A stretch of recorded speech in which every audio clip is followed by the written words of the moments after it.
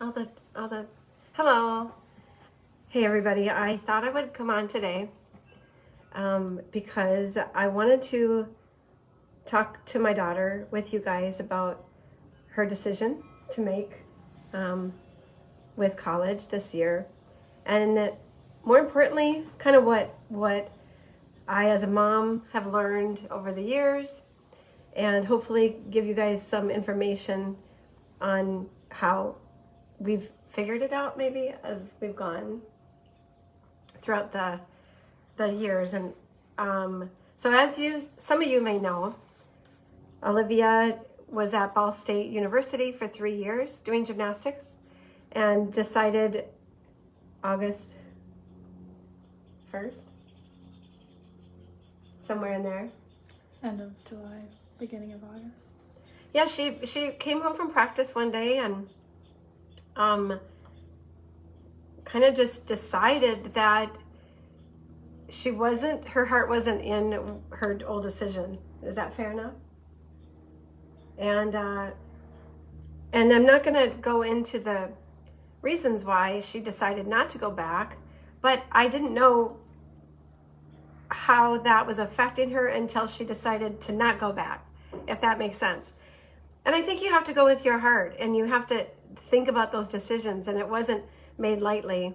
And I'm just going to explain, we're going to explain a little bit about what happened and why we did what we did, and how I as a mother have learned over the years to really figure this out and to support her the best I can. I think, Livy, what I feel like you did really, really well in college was that you never let your situation determine your success. Does that feel right to you? Mm-hmm. I feel like, obviously with what? Yeah, I agree. She loves going live with me, you guys. But you had COVID. They had a rough, obviously all of our kids we've all had a rough few years. But I never felt like you allowed that was not an easy situation for any of them. But you never let your situation dictate your success. You were very successful there.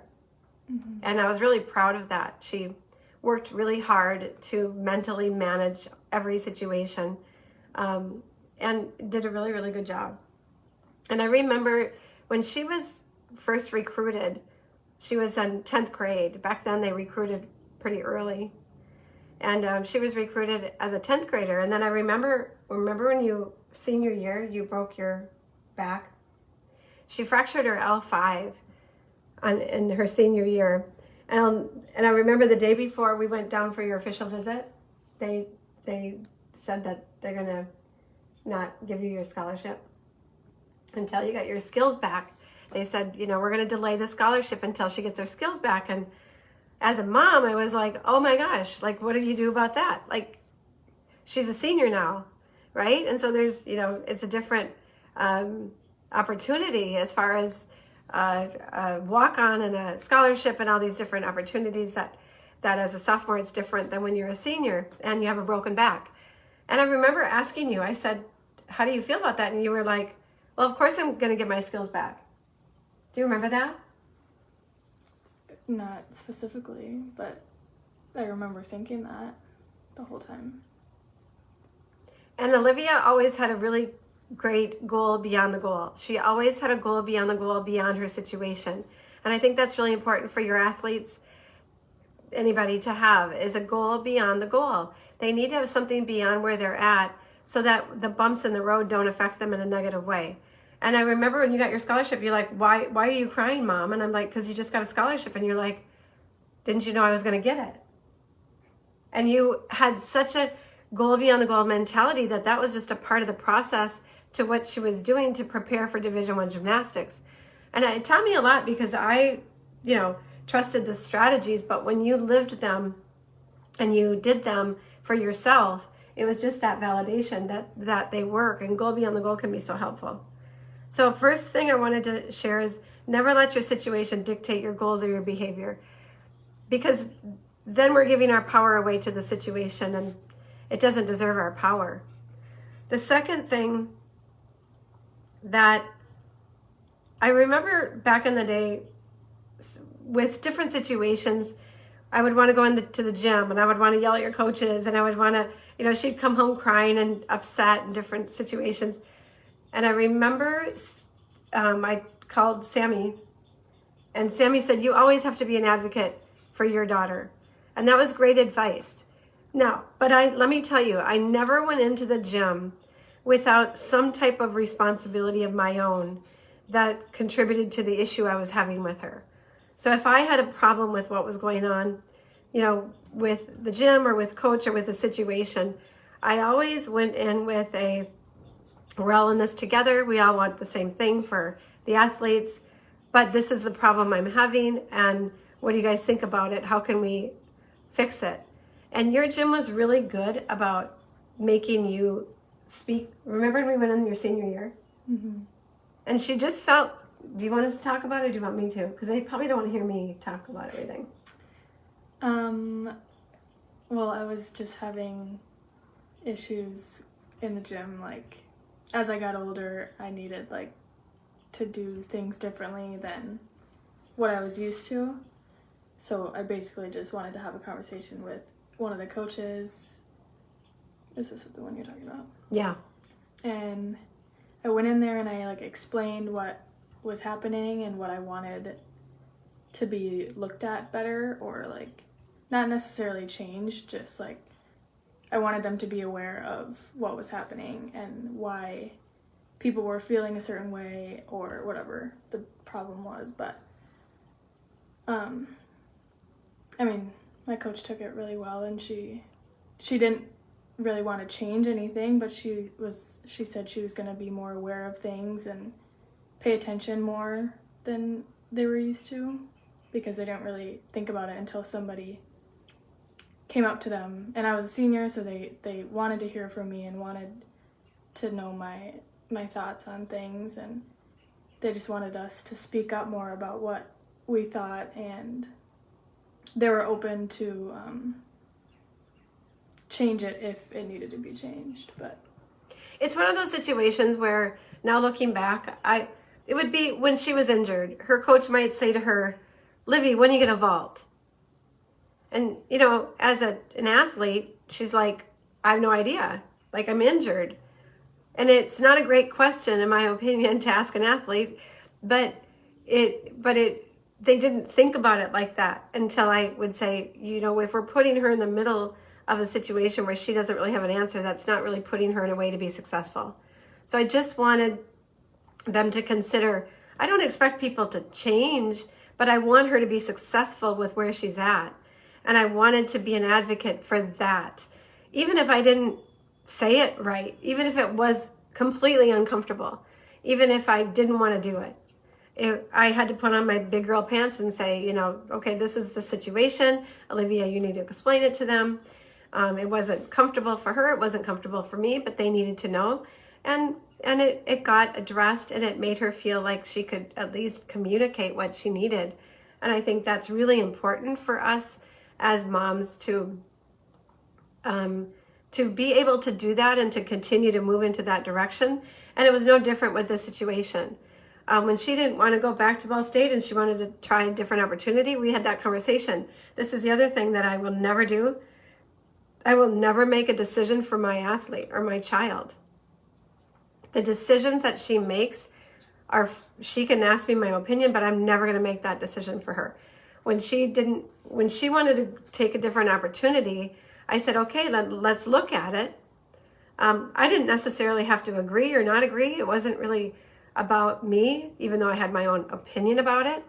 But we talked about it, and I said, okay, you may not be able to do gymnastics for your senior year. Are you willing to do that? I said, you may have to pay for it. I'm not paying for it.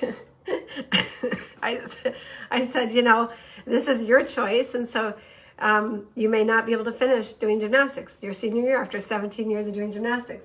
You may not be able to go to a school that offers you a full ride. There were all these things that we had to discuss, and you made the decision to do that. And she had to call her coach. It wasn't an easy situation with her college coach because they weren't expecting it, and there's a lot of things there.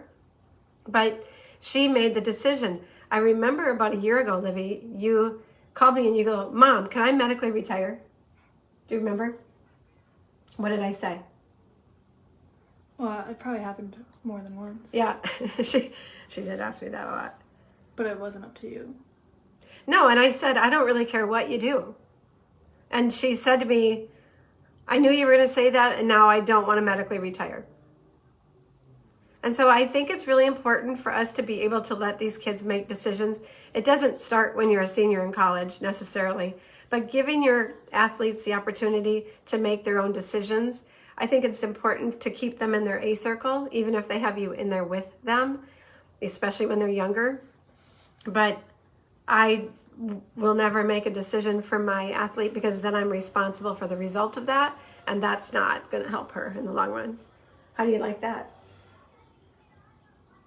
I mean, I think it's helped me, like, even when I was, like, 7, I would say, I want to quit, and you said, you can do whatever you want. And I think the fact that she didn't tell me not to, if she told me not to, I probably would want to even more. If she told me yes, then I just would get upset about why the reason she's told me to quit. So yeah, you're really in a no-win situation if you tell them what to do or if you give them your opinion, even at 7 years old, right? Because then you're not able to deal with what you have to do when you go back into the gym and figure it out for yourself. And I know it's not always easy, and doesn't mean that there's not a struggle, and it doesn't mean that we're not all like uncomfortable with a lot of it. And then I remember one of your teammates' mom said to me, just because things get hard doesn't mean you quit. And I never really gave you the option to quit or not quit. I never thought about it. I just said, what do we need to do? And we would deal with those situations. Doesn't mean that quitting is not an option. It's a great option. I think, looking back, would you do the same thing over? I mean, it's not really even a fair question. I wouldn't want to do it again, but Yeah, I wouldn't want to do my life again either. I get that. But I don't regret staying in gymnastics and finishing my college career. Yeah. Okay, I never make a decision for my children. Okay, this is the other thing. In this situation, you guys, I did not call like my sister, even though my sisters would be great. I did not tell her teammates' moms. I only get advice from people who have done where we're headed, and I do this for my business too. It's really hard when people give you advice when they've not done what you're doing or what you're aspiring to do. And so the one person I called was her coach, who has been an advocate for her from 7 years old. Her coach at her JO gym. I called her and I said, I don't know what to do. I don't know anything about compliance. I don't know the situation. And she basically was like, well, what did she say? I'm never going to let her down. And I was like, okay, now I have to put on my big girl pants and suck it up and figure out what to do. But Alivia had made the decision, and it was my job then to support her in that decision. And I knew that 20 years down the road, if we didn't go after everything that we could to get her to be able to finish her senior year doing gymnastics, I would be disappointed, and she might be too. And so I hired a compliance guy to give me the information on what the options were, because it was beyond the date of May 1st to tell the school and to go into another school without some type of waiver or penalty of some sort. So I did what I had to do, and Sammy was a huge godsend when it came to understanding just to keep me in the loop with what I needed to do to support her to make this the best outcome that she wanted. And I think you really have to find and connect with people who support you as a mom, who have the best interest for your athlete, so that you have that to back you up. I know with my clients, and my kids are always like, your clients think that you're their best friend. And I'm like, well, I am, because I understand what you're going through. And this is just another example of some of the things I've learned to be able to support other people in different situations that that affect our kids. But more importantly, learning how to, really do what I didn't want to do either. I didn't want to do all that, And I remember there were a few days in a row where you're like, Mom, forget it. You were like kind of defeated. Mm-hmm. And you were like, look, it doesn't matter. What did you say? I'll just go to the University of Minnesota and be manager or something. I was ready to be done. And because we were really looking outside the box. And I know we didn't know that the coaches that Utah State, now where you're going, they really also came back around and supported her with her situation and really looked out for her best interest as a senior. And I think that spoke a lot louder than you had thought that was going to happen. Mm-hmm. We were really pleasantly surprised with the reaction of her future team. And she's home with me this semester, training at TCT, and can't wait to go there at Christmas time and compete with them and hopefully make the lineup. You're going to be prepared for that? That's the plan. Yeah, then she's got to make the lineup, so we'll see. Okay, never take advice from people who haven't been through what you're doing or aspire to do what, it's, I'm not saying that very well. But only take advice from people that you respect with where you're headed. And I think it's hard to continue to look for that. Because even when you would tell people, I don't think it was always a positive feedback. Like, what are some of the things that people said to you? I mean, most people have said something nicely, but I can kind of tell if it depends who it is. Most people were super, super supportive and excited for me, but some people are like, oh, like, if it wasn't that bad, like, because I would say there was nothing really wrong with Ball State. I just didn't really, like, it wasn't to my fullest potential, and they would think that if there's nothing wrong with it, why didn't you go back? And they were just curious when they have no idea what I've been going through, and they just thought it was weird that I would transfer for no very good reason for them. It wasn't a good enough reason for them, I guess, but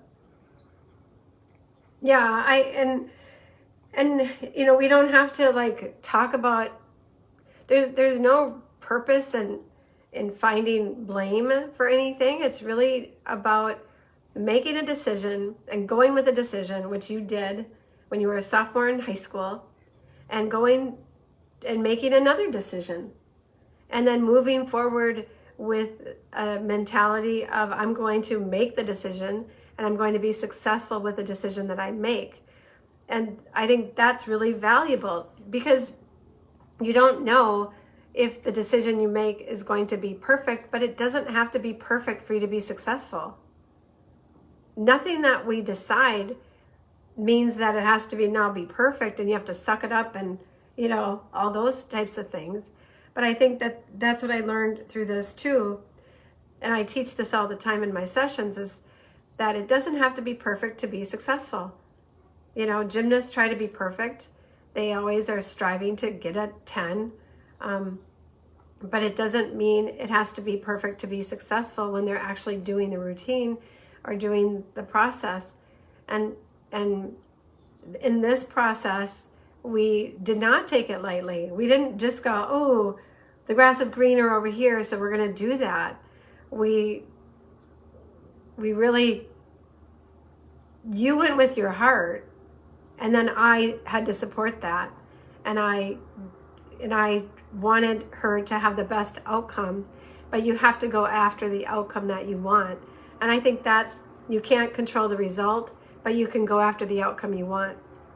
And I learned that through this process of supporting you, not only to get to Division 1, but to survive in a really thriving way. And I think me and myself, I've learned a lot through that process too, that maybe you learned from me. Have you learned anything from me? Mm-hmm. What? To let me make my own decisions, and I mean, it's taught me to be like more independent and do things for myself, because I feel like I've always had someone like make decisions for me, coaches, mostly coaches, I feel like, or like teammates even, but having my mom not do that has helped me like kind of grow up in like real life. Like I'm making decisions in real life without my mom making them for me, and it teaches me a lot. Yeah, it doesn't mean that like I didn't have strong opinions. And I think now when people ask me advice all the time about what to say, quite frankly, say nothing. It's like if you have a baseball player and they strike out 5 times in a game, they know that it wasn't a great outing. You don't have to say anything. You don't have to say, why'd you strike out, or better luck next time, because that just adds to the problem. I think there's something to be said about just allowing them to go through the problem. At the root of every problem lies a solution. And if we're cutting our kids off from feeling uncomfortable because we're uncomfortable with them in a problem, that's not helping them move through the problem. At the root of every problem lies a solution. So if you want to medically retire and you work through that, and at the end of the day, that's the solution that you provide for yourself, then that's the best solution. That's the best decision, right? And so I think if we can allow them to practice that, especially when they're younger, then they're more likely to be able to make decisions that are congruent to them when they get older. And you're doing a great job at that. I think, Livy, what you've done and what I'm learning with all my kids is that you have to follow your heart. You have to have courage to follow your heart, and you have to be able to continue to move toward it. Did I have a little rant today? I had a rough day today, and I was just like crabby about everything. And then she's like, I'm complaining, and then I know it's not necessarily helpful for her. And then she says, what did you say? You needed some money or something? Yeah, I don't have money for something. And of course she doesn't have any money right now. But I'm like, just because I vented doesn't mean that you need to worry about me. I'm an adult. I can take care of myself. Just because I talk to you about some of the things I'm going through, that doesn't mean you have to fix them. That doesn't mean you have to worry about me. You can still be yourself. But I just wanted you to support me a little bit, just kind of work through that. But I think our children need to know that we're adults and we're not perfect, but it doesn't have to be their problem if we have something going on. How many of you have said, do you know how much money I spend on this sport? Like, you better make an effort. You better show up. You better do, but we've all said things that we know are not helpful. And so we've got to give ourselves permission to not be perfect, because we're not going to be. But if I can turn around and go, that probably wasn't appropriate, and I'm really sorry. I'm just really frustrated with some of the things that are going on, and what can we do to solve this issue? What do we want to do about it? So we're really excited. Tell them what your plan is for this season. I am going to Utah State right after Christmas. And then I'll be training there hopefully right away. And then our first meet is January 14th. And depending on how things go until then, I'll plan on being in lineup and just finishing my senior year at Utah State. Okay. So I just want to, if you weren't here for the beginning part, I never ever lets the situation dictate my goals or my behavior. You did a really great job at that. And you've taught me how to stay congruent to that too. I think it's not easy to fall victim for a circumstance, and we all are a victim of circumstance at times. We just don't have to be a victim for life. And so continue to set your goals and dictate your behavior based on those goals, regardless of your situation. That was a great opportunity for you to learn that. The parent role, always be an advocate for your athlete, for your child. But I always went in with some kind of connection, some kind of alignment for Alivia. It wasn't about me. It wasn't about what I was mad about. It was about her and her situation and how she was feeling at the time. And it wasn't like we were expecting the coaches to do everything different for one person or one athlete, but we felt like at times they needed to be aware of how they were feeling. Coaches don't mean things personal 99% of the time, and the athletes take things personal 99% of the time. And so there's a disconnect there, and there's a respect that goes along with understanding that. And so separating the athlete from the sport is really the solution to that, which is what A Circle provides, is the ability to separate me from my behavior so I'm not, everything is not personal. Does that make sense? Mm-hmm. Does that help? Mm-hmm. The third thing is I never make decisions for my kids. If they ask me my advice, but I don't make decisions for them. It's not up to me to decide for them, even when they're young. But I think that's a practicing strategy. And if your kids need you in their A Circle to make that decision, I have college students that their moms have been in their A Circle their whole life, and they don't know how to make decisions. I tell those kids to bring their mom into their A Circle to help practice making decisions with what their mom would say to them. That can usually bridge the gap to help them make then the decisions they need to make for themselves moving forward. Only get advice from people who you aspire or look up to or have been through what you want to go through. Never take advice from people who don't understand or haven't experienced what you want for yourself or your athlete. I think that's really, really important. It doesn't have to be perfect to be successful, but we keep going after the outcome that we want. And in this case, what she wanted, and I kept doing what I needed to do to support her. And always follow your heart and then do what you need to go after it. Good lesson for all of us. I'm going to continue to do that even if days are not easy, right? Always go after what your heart wants and then support that, and know that you can then make another decision. You don't have to live with a bad decision. If you want to make a new decision, that's up to you to do.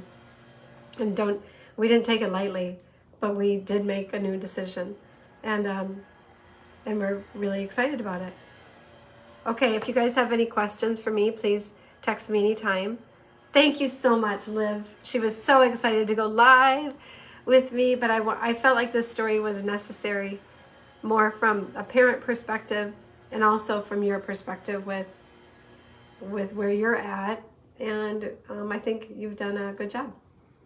Thanks. Okay, thanks you guys for being here. Have a great day. We'll see you on the next live.